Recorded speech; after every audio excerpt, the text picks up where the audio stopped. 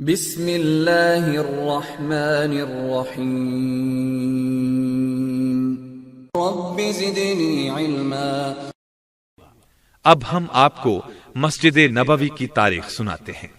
نبی کریم صلی اللہ علیہ وسلم مدینہ منورہ تشریف لائے تو 14 دن تک بنو عمرو بن عوف میں ٹھہرے۔ ابتدا میں جہاں نماز کا وقت ہوتا آپ وہیں نماز پڑھ لیتے۔ پھر آپ نے مسجد بنانے کا فیصلہ فرمایا۔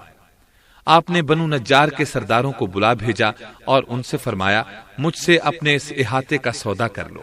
اس پر انہوں نے کہا اللہ کی قسم ہم اس کی کوئی قیمت آپ سے نہیں لیں گے بلکہ اللہ تعالی سے اجر لیں گے۔ سیدنا انس رضی اللہ عنہ فرماتے ہیں اس احاطے میں کھجور کے درخت، مشرکین کی کچھ قبریں اور کھنڈرات تھے۔ رسول اللہ صلی اللہ علیہ وسلم کے حکم سے درخت کاٹ دیے گئے، مشرکین کی قبریں اکھاڑ دی گئیں اور کھنڈرات ہموار کر دیے گئے۔ قبلہ کی دیوار میں کھجور کے درختوں کی لائن لگا دی گئی اور دائیں بائیں پتھروں کی دیواریں بنا دی گئیں۔ اس دوران وہ رسول اللہ صلی اللہ علیہ وسلم کے ساتھ مل کر یہ شعر پڑھتے تھے: اللهم لا خير إلا خير الآخرة فاغفر الأنصار والمهاجرة۔ اے اللہ، آخرت کی بھلائی کے سوا کوئی بھلائی اہم نہیں، انصار اور مہاجرین کو معاف فرما۔ نافع رحمت اللہ علیہ فرماتے ہیں مجھے سیدنا عبداللہ بن عمر رضی اللہ عنہما نے بتایا کہ رسول اللہ صلی اللہ علیہ وسلم کے دور مسعود میں مسجد نبوی کچی اینٹوں سے بنائی گئی تھی اور اس کے ستون کھجور کے تنے تھے۔ مسجد نبوی میں پہلی بار توسیع اس وقت کی گئی جب نبی کریم صلی اللہ علیہ وسلم خیبر سے واپس تشریف لائے۔ اس وقت تک مسلمانوں کی تعداد بہت بڑھ چکی تھی۔ آپ نے چوڑائی میں 40 ہاتھ اور لمبائی میں 30 ہاتھ اضافہ فرمایا۔ اس طرح مسجد مربع کی شکل اختیار کر گئی۔ اس کا کل رقبہ 2500 مربع میٹر ہو گیا۔ البتہ قبلے کی طرف مسجد اپنی پہلی حالت پر ہی رہی۔ اس کی بنیاد پتھروں کی تھی اور دیواریں کچی اینٹوں سے بنائی گئی تھیں۔ ستون کھجور کے تنوں سے بنائے گئے تھے۔ چھت 7 ہاتھ اونچی تھی اور یہ اضافے والی زمین سیدنا عثمان رضی اللہ عنہ نے خرید کر وقف کی تھی۔ سیدنا ابو بکر صدیق رضی اللہ عنہ کے دور میں فتنہ ارتداد رونما ہوا، اس لیے ابو بکر صدیق رضی اللہ عنہ لشکر روانہ کرنے میں مصروف رہے، چنانچہ انہیں مسجد میں توسیع کا موقع نہ مل سکا۔ البتہ کھجور کے تنوں سے بنائے گئے دور نبوی کے ستون کھوکھلے ہو گئے تو سیدنا ابو بکر صدیق رضی اللہ عنہ نے ان کو بدل دیا۔ پھر سیدنا عمر رضی اللہ عنہ کا دور آیا۔ آپ کے دور میں مسلمان بہت زیادہ ہو گئے تھے۔ آپ سے گزارش کی گئی اے امیر المومنین مسجد میں توسیع ہونی چاہیے۔ اس پر آپ نے فرمایا اگر میں نے رسول اللہ صلی اللہ علیہ وسلم سے یہ نہ سنا ہوتا کہ ہم مسجد میں توسیع کریں گے تو میں کبھی اضافہ نہ کرتا۔ چنانچہ آپ نے 17 ہجری میں مسجد نبوی کی توسیع و تعمیر کا کام شروع کر دیا اور انسانی قد کے برابر بنیادیں پتھر سے بنوائیں۔ سیدنا عبداللہ بن عمر رضی اللہ عنہما سے روایت ہے کہ مسجد نبوی رسول اللہ صلی اللہ علیہ وسلم کے دور میں کچی اینٹوں اور کھجوروں کی شاخوں سے بنائی گئی تھی۔ مجاہد رحمت اللہ علیہ کہتے ہیں اس کے ستون کھجور کی لکڑی کے تھے۔ سیدنا ابو بکر صدیق رضی اللہ عنہ نے اس میں کچھ اضافہ نہ کیا۔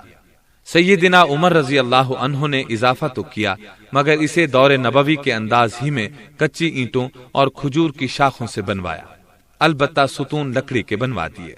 جب سیدنا عمر رضی اللہ عنہ نے تعمیر اور توسیع کا کام کیا تو انہوں نے مسجد کے باہر ایک چبوترا سا بنوا دیا۔ اسے بطیحہ کہا جاتا تھا۔ سیدنا عمر رضی اللہ عنہ کے بعد کی کسی توسیع میں یہ مسجد ہی میں شامل کر دیا گیا۔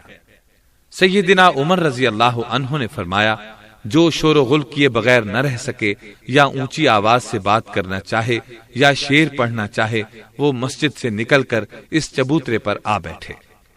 گویا اس چبوترے کی تعمیر کا مقصد مسجد نبوی کو شور و غل سے بچانا تھا، کیونکہ مسجد نبوی کے آداب میں یہ بات خاص طور پر داخل ہے کہ اس میں آواز اونچی نہ کی جائے۔ پھر سیدنا عثمان رضی اللہ عنہ کا دور آیا۔ آپ نے 29 ہجری میں مسجد نبوی میں توسیع کرائی اور تعمیر بھی نئی کرائی۔ اس میں قبلہ، شمال اور مغرب کی جہات میں اضافہ کیا۔ قبلے کی طرف ایک برآمدے کا اضافہ کیا۔ قبلے کی دیوار اس جگہ بنوائی جہاں وہ آج ہے۔ اب تک اس طرف کوئی اضافہ نہیں ہوا۔ مغرب کی طرف بھی انہوں نے ایک برآمدے کا اضافہ کیا۔ سیدنا عثمان رضی اللہ عنہ کی یہ تعمیر نقش و نگار والے پتھروں سے ہوئی۔ چھت ساگوان کی خوشبودار لکڑی کی ڈالی گئی، البتہ مقصورہ کچی اینٹوں ہی سے بنایا گیا۔ سیدنا عثمان رضی اللہ عنہ کی توسیع اور تعمیر کے بارے میں مطلب بن عبداللہ بن حنطب فرماتے ہیں، 24 ہجری میں جب عثمان بن عفان رضی اللہ عنہ خلیفہ بنے تو لوگ ان سے مسجد نبوی میں اضافے کا مطالبہ کرنے لگے، مسجد کی تنگی کی شکایت کرنے لگے۔ جمعہ کے دن لوگ گلیوں میں نماز پڑھتے تھے۔ سیدنا عثمان رضی اللہ عنہ نے اصحاب شورا سے مشورہ کیا، سب نے اس بات پر اتفاق کیا کہ مسجد کو گرا کر اس میں اضافہ کر دیا جائے۔ سیدنا عثمان رضی اللہ عنہ نے ظہر کی نماز پڑھائی، پھر منبر پر چڑھے اللہ کی حمد و ثنا بیان کی، پھر فرمایا، اے لوگو، میرا ارادہ ہے کہ میں مسجد نبوی کو گرا کر اس میں اضافہ کروں۔